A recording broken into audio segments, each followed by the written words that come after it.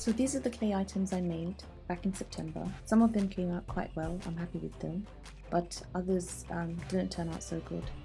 And with this piece, I tried to remove the resin as it was becoming thick. I've already tested them all to see if they have cured properly, and in the process I ended up breaking this one. I'm going to experiment with this oven-baked clay and this resin that I bought back in September. So I'm going to open the window and start mixing the resin now.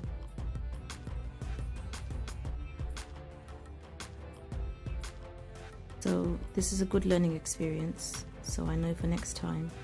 I also went to B&M and I came across these. Good morning, welcome to November's vlog.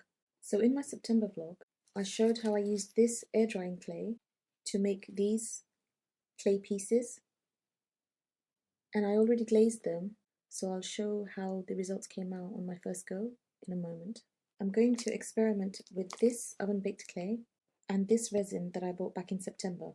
So these are the clay items I made back in September. Some of them came out quite well, I'm happy with them, but others didn't turn out so good. So using the instructions, I did end up mixing a lot of resin, and this is how the first piece turned out. So before I used the glaze, I decided to use Mod Podge on these pieces just to give them an extra coating. But I found the Mod Podge doesn't harden like resin, so the pieces were still quite soft and bendy, so you'd easily be able to break them. One of the benefits of using Mod Podge as the first layer I found is that once you put the resin on, if you leave it to rest on a piece of foam like this, then once the resin hardens, you have to pull the clay piece off, and this is what happens. So it goes on the back and it's really difficult to get off. So obviously it's exposed the actual layer of clay underneath, and it stripped the paint off that I had done on the reverse side of this crab. But at least the whole thing isn't ruined, so I'll put another glaze of resin on top of this just to give it a final seal before I attach the magnet. So this is one of the disaster pieces. It got stuck to the black foam because I didn't put a layer of Mod Podge as the base layer. It was very difficult to remove it from the black foam piece. It was stuck quite hard to it, and obviously I broke it when I tried to pull it all off. And with this piece, I tried to remove the resin as it was becoming thick. The tissue got stuck to it, and it was just a mess, and I wasn't able to save it. This is a piece I made with shrink plastic, and I put a layer of resin on top, but it seeped through this cavity, and again it got stuck to the black foam underneath, and it was very difficult to remove. So as I tried to pull it off, I snapped it, and I just couldn't save this piece. I think in the future I'm going to use a harder surface instead of foam to make sure that once it's curing, it doesn't actually have any contact with the surface underneath. That's why you would have to cover up your surfaces if you want to protect your surfaces, because if the resin gets on and it cures, you'll find a very hard time trying to take it off. You only have 10 minutes to work with the resin from the mixing time to pouring it onto your product, and this is what happens. This was well over 10 minutes, and the resin began to cure and harden. While I was trying to move the resin across this clay piece, it started to form these bubbles, which were really difficult to get out. I did use a pin to prick some of the bubbles on top, but if you look closely, these bubbles actually go much more further down into the layer of the resin. So it would be impossible to get rid of every single one of these bubbles. So to bear in mind, when you're using this resin, you've got about 10 minutes window to mix the resin and put it onto the product while it's still runny to get a very good coverage without bubbles. So this was the first batch of resin mix that I made, And this is what happened after 10 minutes. The mix completely hardened, and it was impossible, as it was hardening, to pour it onto the clay pieces without producing bubbles. Because after 10 minutes, the consistency of the mix becomes quite thick, and it's really difficult to work with it and spread it across the piece without making these bubbles appear. So this was a waste of a lot of resin. These were glazed with the second batch of resin that I mixed in a much smaller quantity. So this allowed me to take my time in applying the resin. And because the resin was still quite runny, it gave me good coverage and didn't form any bubbles. I think it's also to do with the shape of the clay piece as well. That will determine whether the resin seeps down towards the side. And it is quite difficult to manage. You have to be sure that you are mixing the resin correctly. And I will show in a moment how I mix the resin. This is also one of the earlier pieces I glazed with the first batch of glazing mix, and so it formed bubbles. Again, these were done with the second batch of resin, and there aren't any bubbles because I was able to take my time in applying the resin.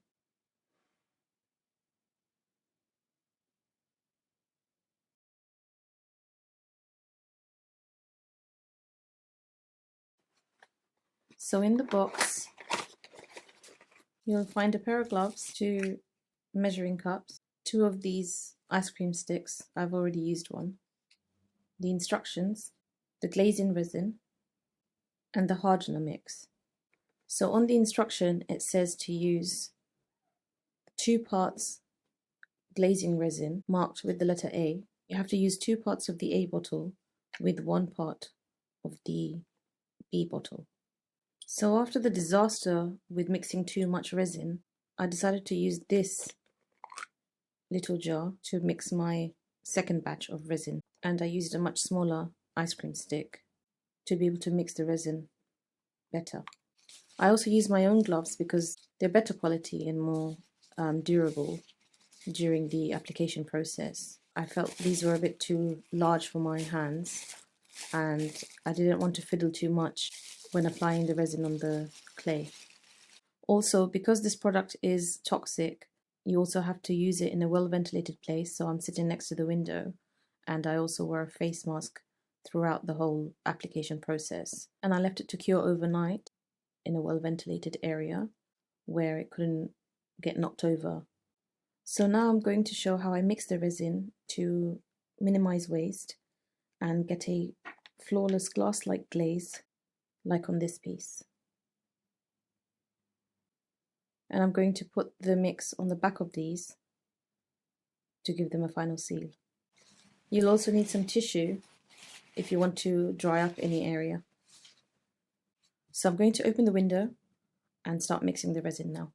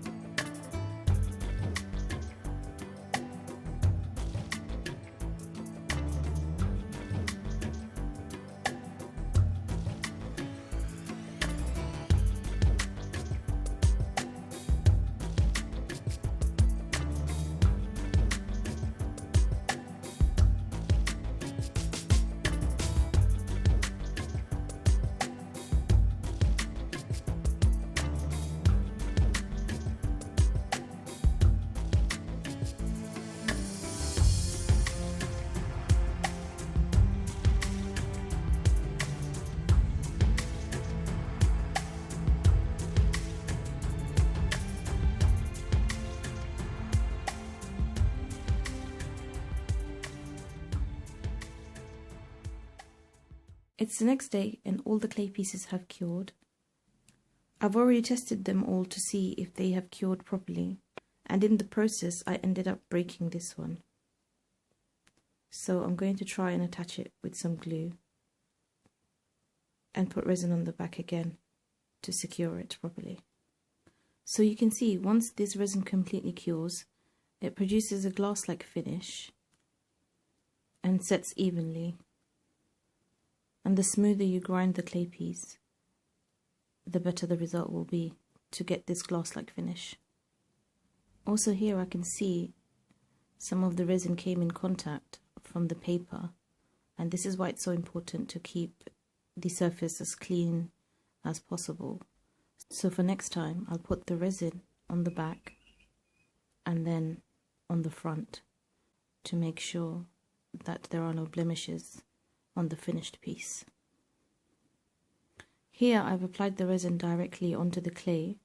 There was no Mod Podge layer or a paint layer, but this is directly on the clay and the finish is still quite good. These shells have come out really well on the front and back. I think this came into contact with some fresh resin, so this is permanent, but the back is smooth. So long as you put it on a flat surface, the resin will even itself out. And I decided to cover the pin with the resin just to make sure it's solid and won't come off.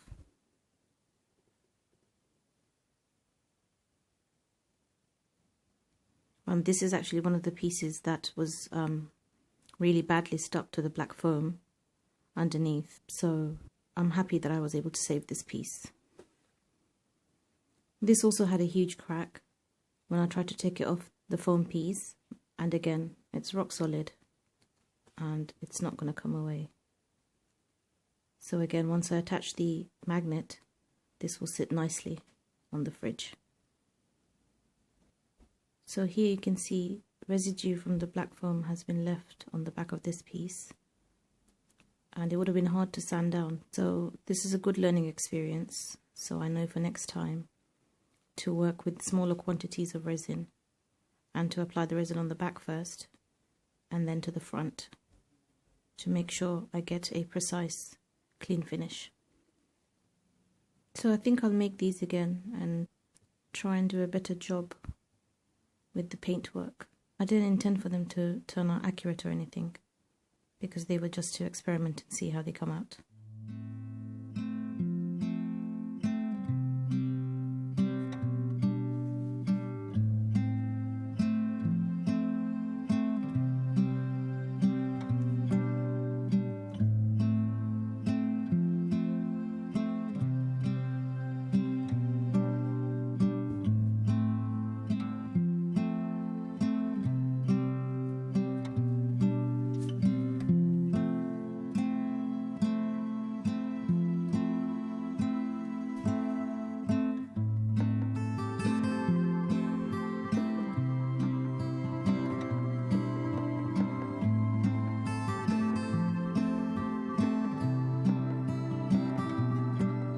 So I did say I was going to make these with the oven baked clay, but I don't think I'm going to show how I do that on this vlog. It will be a separate video, but I'll show how the results came out at the end of this vlog. And I decided to put it onto this frame. I had some material left. It looks really cheerful and I love the colours. Some of them are like brooch backs and some of them are like pins. I was also going through some of my old artworks, and this is something I did, I think it was earlier this year. This was part of a like underwater series I was doing, but I gave up halfway because I just lost interest. But I kept this piece because I was quite happy with the way it turned out. I decided to frame it. Theme is sort of like, you know, sea creatures and everything, so I thought I'd hang these up alongside each other. I also went to B&M and I came across these. There were quite a few, and I decided most likely I would use these colours to experiment with. It says add water for watercolour effects, and because I like working with watercolours, I thought I'd try to do something and mix it with my watercolours. And I bought this watercolour pad. I'm not sure how good the quality is, but I'm going to practice on this and experiment and see how those pens come out on this paper.